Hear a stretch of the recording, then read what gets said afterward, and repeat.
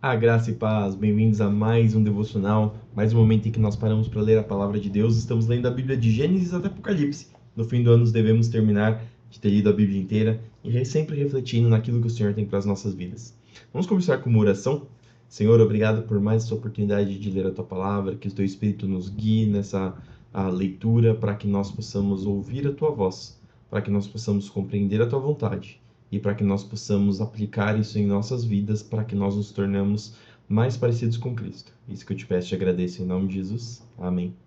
E sem mais delongas, vamos para o texto de hoje, que se encontra lá em 1 Samuel 5. Ontem nós vimos a história de Samuel profetizou, Deus mandou mensagem para Samuel e ele profetizou dizendo que por conta dos pecados dos filhos de Eli, Ofni e Finéias, por conta dos pecados deles, o Senhor iria trazer o julgamento para eles, e para provar que era Deus falando, Deus disse que eles morreriam no mesmo dia e seria por espada. E nós vimos que houve uma luta entre os israelitas e os filisteus. Os israelitas inicialmente perderam, então eles tentaram colocar a presença do Senhor, a arca do Senhor na frente. Ofni e Finéias foram juntos na frente e nada deu certo. Israel perdeu a batalha, Israel perdeu a arca de Deus e Ofni e Finéias morreram assim como Samuel havia profetizado. E nós continuamos a partir disso. Depois que tomaram a arca de Deus, os filisteus a levaram do campo de batalha em Ebenezer para a cidade de Asdod. Levaram a arca de Deus para o templo de Dagon e a colocaram ao lado de uma estátua de Dagon. Contudo, na manhã seguinte, quando os moradores de Asdod se levantaram, viram que Dagon estava caído com o rosto em terra diante da arca do Senhor. Então levantaram Dagon e o puseram de volta em seu lugar. Na manhã do outro dia, porém, viram que tinha acontecido a mesma coisa. Dagon estava caído novamente, com o rosto em terra, diante da arca do Senhor. Dessa vez, a cabeça e as mãos de Dagon tinham se quebrado e estavam junto à porta de entrada. Somente o corpo permaneceu intacto. Por isso, até hoje, os sacerdotes de Dagon e aqueles que entram no seu templo em Asdod não pisam na soleira da porta. É interessante que os sacerdotes e as pessoas estavam vendo que a estátua de Dagon estava caindo diante da arca do Senhor, e ainda assim eles continuaram fiel a esse falso Deus que não conseguia se defender diante do Deus verdadeiro. É interessante como as pessoas, mesmo tendo evidências claras de que o Senhor é o Deus Todo-Poderoso, mesmo as pessoas tendo uma direção correta, ainda assim elas preferem ficar no engano do coração do que enxergar a verdade. E Jesus falou que muitas pessoas estariam cegas, que pessoas olhariam, mas não veriam. Então, que nós possamos orar para que Deus possa abrir os nossos olhos, para que Deus possa abrir os nossos corações, para que nós não sejamos enganados pelo nosso coração e para que os sinais claros que Deus vem nos dando possam nos mostrar a verdade, para que nós possamos estar de olhos abertos para enxergar essa verdade. Então a mão do Senhor pesou sobre os moradores de Asdod e o dos povoados vizinhos e os feriu com uma praga de tumores. Quando o povo de Asdod viu o que estava acontecendo, exclamou: não podemos mais ficar com a arca do Deus de Israel. A mão dele pesou sobre nós e sobre Dagon, nosso Deus. Então reuniram os governantes da cidade dos filisteus e lhes perguntaram: o que devemos fazer com a arca do Deus de Israel? Os governantes responderam: levem a arca para a cidade de Gate. Então levaram a arca do Deus de Israel para Gate.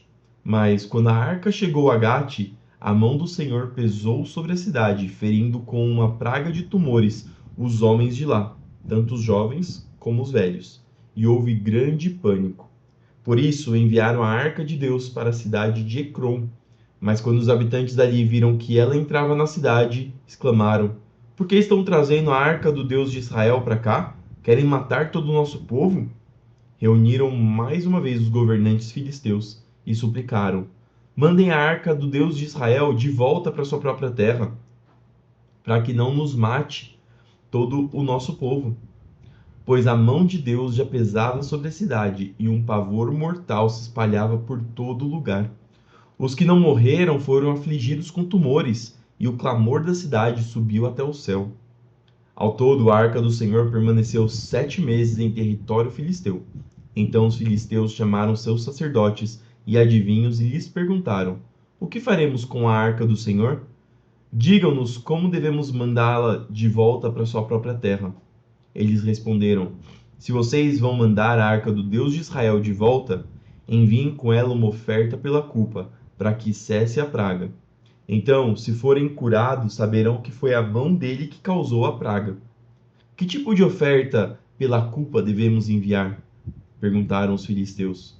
Eles responderam: Uma vez que a mesma praga atingiu vocês e seus 5 governantes, façam 5 tumores de ouro e 5 ratos de ouro, como os que devastaram sua terra. Façam essas imagens de tumores e de ratos para demonstrar honra ao Deus de Israel. Quem sabe ele pare de afligir vocês, seus deuses e sua terra. Não endureçam o coração como fizeram o faraó e os egípcios, que só deixaram Israel partir quando Deus os castigou severamente. Agora, construam uma carroça nova e escolham 2 vacas que tenham acabado de dar cria e sobre as quais nunca tenha sido colocado a canga de um arado. Atrelem as vacas à carroça, mas prendam no curral os bezerros recém-nascidos.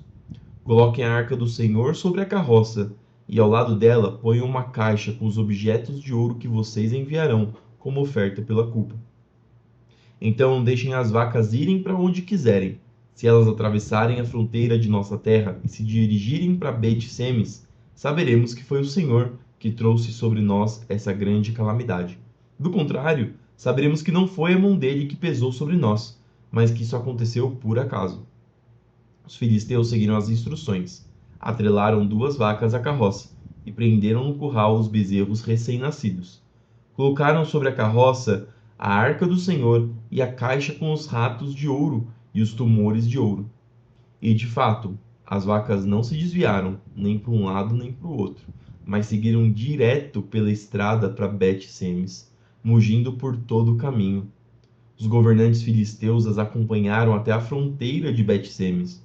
Os moradores de Bet-Semes estavam colhendo trigo no vale e, quando viram a arca, se encheram de alegria. A carroça entrou no campo de um homem chamado Josué e parou ao lado de uma grande pedra.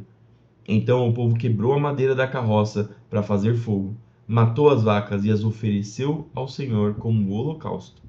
Os homens da tribo de Levi retiraram da carroça a arca do Senhor e a caixa com os objetos de ouro e os colocaram sobre a grande pedra. Naquele dia, o povo de Bet-Semes ofereceu ao Senhor sacrifícios e holocaustos. Os 5 governantes filisteus viram tudo isso e no mesmo dia voltaram para Ecrom. E ainda assim não deram crédito, não que não deram crédito, mas ainda assim não se renderam aos pés do Senhor Altíssimo.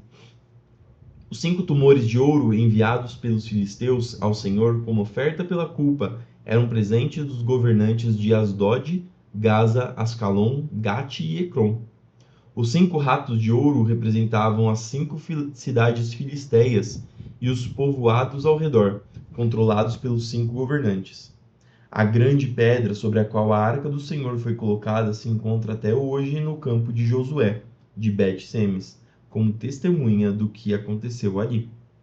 O Senhor matou 70 homens de Bet-Semes, porque olharam para dentro da arca do Senhor, e o povo chorou muito por causa da grande matança. Quem pode estar na presença do Senhor, este Deus Santo? Clamaram. Para onde mandaremos a arca daqui? Então enviaram mensageiros ao povo de Quiriate-Jearim e disseram: Os filisteus devolveram a arca do Senhor, venham buscá-la. Então os homens de Quiriate-Jearim foram buscar a arca do Senhor. Eles a levaram até a casa de Abinadab, numa colina, e consagraram seu filho Eleazar para tomar conta da arca do Senhor. A arca permaneceu em Quiriate-Jearim por muito tempo, 20 anos no total. Durante esse tempo, todo Israel lamentava a espera de alguma ação do Senhor. Então Samuel disse a todo o povo de Israel: Se de fato vocês desejam de todo o coração voltar ao Senhor, Livrem-se de seus deuses estrangeiros, de suas imagens de Astarote. Novamente aqui, o povo tinha se prostituído perante outros deuses. Josué, quando o povo de Israel entrou, ele falou: decidam-se se vocês vão servir ao Senhor ou se vocês vão servir os deuses dos seus antepassados. E o povo inteiro fez uma aliança com o Senhor, dizendo que eles serviriam ao Senhor. Mas a gente vê aqui que alguns anos depois, na verdade, muitos anos depois, eles já tinham se desviado e já estavam com seus deuses, e o Senhor estava dando outra oportunidade deles voltarem para o Senhor novamente. Voltem o coração para o Senhor e obedeçam somente a Ele. Então ele os livrará das mãos dos filisteus. Assim os israelitas se desfizeram de suas imagens de Baal e de Astarote e serviram somente o Senhor. Então Samuel lhe disse: reúnam todo Israel em Mispá, e eu orarei ao Senhor por vocês. Eles se reuniram em Mispá e tiraram água do poço e a derramaram diante do Senhor. Também jejuaram o dia todo e confessaram que haviam pecado contra o Senhor. Foi em Mispá que Samuel se tornou juiz em Israel. Quando os governantes filisteus ouviram que os israelitas haviam se reunido em Mispá, mobilizaram seu exército e avançaram. Ao saber que os filisteus se aproximavam, os israelitas ficaram muito assustados. Não pare de clamar ao Senhor nosso Deus para que ele nos salve dos filisteus, imploraram a Samuel. Então Samuel escolheu um cordeiro, que ainda mamava, e o ofereceu ao Senhor como holocausto. Suplicou ao Senhor em favor de Israel, e o Senhor o atendeu. Enquanto Samuel oferecia o holocausto, os filisteus chegaram para atacar Israel. Naquele dia, porém, o Senhor falou do céu com voz poderosa de trovão, provocando pânico entre os filisteus, e eles foram derrotados diante dos israelitas. Os soldados de Israel os perseguiram desde Mispá até um lugar abaixo de Betcar, matando-os ao longo do caminho. Então Samuel pegou uma pedra grande e a colocou entre as cidades de Mispá e Gesana. Deu à pedra o nome de Ebenezer, pois disse: até aqui o Senhor nos ajudou. Assim os filisteus foram derrotados e não voltaram a invadir Israel por algum tempo. Durante toda a vida de Samuel, a mão do Senhor esteve contra os filisteus. As cidades israelitas que os filisteus tinham conquistado entre Ecrom e Gate foram devolvidas a Israel, junto com o restante do território que os filisteus haviam tomado. E houve paz entre Israel e os amorreus naqueles dias. Samuel continuou como juiz em Israel pelo resto de sua vida. A cada ano viajava pelo território e julgava o povo de Israel em 3 locais: primeiro em Betel, depois em Gigal e por fim em Mispá.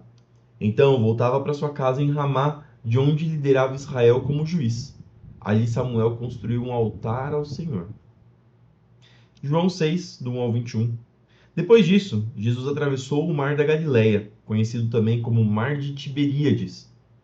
Uma grande multidão o seguia por toda parte, pois tinham visto os sinais que ele havia realizado ao curar os enfermos. Então Jesus subiu a um monte e sentou-se com seus discípulos. Era quase tempo da festa judaica de Páscoa. Jesus logo viu uma grande multidão que vinha a seu encontro. Voltando-se para Filipe, perguntou: onde podemos comprar pão para alimentar toda essa gente? Disse isso para pôr Filipe à prova, pois já sabia o que iria fazer. Filipe respondeu: mesmo que trabalhássemos vários meses, não teríamos dinheiro suficiente para dar alimento a todos. Então um de seus discípulos, André, irmão de Simão Pedro, falou: aqui está um rapaz com 5 pães de cevada e 2 peixes. Mas que adianta isso para tanta gente? Jesus respondeu: digam ao povo que se sente. Todos se sentaram na grama que cobria o monte. Só os homens eram cerca de 5.000, ou seja, mais as mulheres, mais as crianças, muito mais de 5.000 pessoas. Então Jesus tomou os pães, agradeceu a Deus e os repartiu entre o povo. Em seguida fez o mesmo com os peixes, e todos comeram à vontade. Depois que todos estavam satisfeitos, Jesus disse a seus discípulos: agora juntem os pedaços que sobraram, para que nada se desperdice. Eles juntaram o que restou e encheram 12 cestos com as sobras. Quando o povo viu Jesus fazer esse sinal, exclamou: sem dúvida, ele é o profeta que haveria de vir ao mundo. Jesus sabia que pretendiam obrigá-lo a ser rei deles, de modo que se retirou sozinho para o monte. Ao entardecer, os discípulos de Jesus desceram à praia. Entraram no barco que atravessaram o mar em direção a Cafarnaum. Entraram no barco e atravessaram o mar em direção a Cafarnaum. Quando escureceu, porém, Jesus ainda não tinha vindo se encontrar com eles. Logo, um vento forte veio sobre eles, e o mar ficou muito agitado. Depois de remarem 5 ou 6 quilômetros, de repente viram Jesus caminhando sobre o mar em direção ao barco. Ficaram aterrorizados. Mas ele lhes disse: Sou eu, não tenham medo.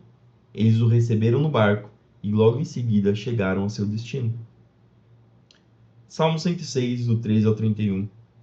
Depressa, porém, esqueceram-se do que ele havia feito. Não quiseram esperar por seus conselhos. No deserto, os desejos do povo se tornaram insaciáveis. Puseram Deus à prova naquela terra desolada. Ele atendeu a seus pedidos, mas também lhes enviou uma praga. No acampamento tiveram inveja de Moisés e de Arão, o sacerdote consagrado ao Senhor. Por isso a terra se abriu e engoliu Datã, e sepultou Abirão e os outros rebeldes. O fogo desceu sobre aqueles que o seguiam, uma chama consumiu os perversos. No Monte Sinai fizeram um bezerro, prostraram-se diante de uma imagem de metal. Trocaram seu Deus glorioso pela estátua de um boi que come capim. Esqueceram-se de Deus, seu Salvador, que havia feito coisas grandiosas no Egito, seus atos maravilhosos na terra de Cã, feitos notáveis no Mar Vermelho. Por isso declarou que os destruiria. Mas Moisés, seu escolhido, pôs-se entre eles e o povo, e suplicou-lhes que afastasse sua ira e não os destruísse. Eles, porém, recusaram a entrar na terra agradável, pois não creram na promessa. Em vez disso, resmungaram em suas tendas e não deram ouvidos ao Senhor. Assim ele jurou solenemente que os mataria no deserto, que dispersaria seus descendentes entre as nações e os enviaria para o exílio em terras distantes. Depois juntaram-se aos adoradores de Baal em Peor, chegaram a comer sacrifícios oferecidos a mortos. Com todos esses atos, provocaram a ira do Senhor. Por isso, uma praga se espalhou entre eles. Finéias, porém, teve coragem de intervir e a praga foi detida. Assim, desde então, ele foi considerado justo. Provérbios 14, 32 e 33. O perverso é destruído por sua maldade, mas o justo encontra refúgio mesmo na hora da morte. A sabedoria é preservada no coração sensato. Não é possível encontrá-la entre os tolos. E essas foram as palavras que nós tínhamos para hoje. Espero que elas entrem no seu coração, que achem morada na sua vida. Vamos fazer uma oração para terminar esse momento. Senhor, obrigado por mais essa oportunidade de ler a Tua Palavra. Que essas palavras venham encher o nosso coração, encher a nossa vida, para que venham trazer ensinamentos, para que venham modificar a nossa alma, nosso espírito, para que nos tornemos mais parecidos com Cristo. Abençoa o nosso sábado para que nós possamos fazer as nossas atividades, seja trabalho, estudo, afazeres, guiados e protegidos por Ti. Que o Senhor vá à nossa frente, dando vitória em tudo que nós fizermos. Abençoa, Senhor, aqueles que estão passando por necessidade, que o Senhor abra a porta, Senhor, abra portas de emprego, abra portas do sustento, Senhor, para que o seu povo possa sempre ter o sustento, o pão de cada dia, Senhor. Abençoa aqueles que estão enfermos, para que o Senhor entre com providência, para que o Senhor traga cura, para que o Senhor traga restauração. Senhor, continua conosco hoje e sempre, nos abençoando, nos guardando. Senhor, isso que eu te peço e te agradeço, em nome de Jesus. Amém. Que Deus te abençoe, que tudo que você fizer prospere, e não se esqueça de que tudo que nós fizermos tem que ser para a glória do Senhor. Fique com Deus e até amanhã para mais um devocional.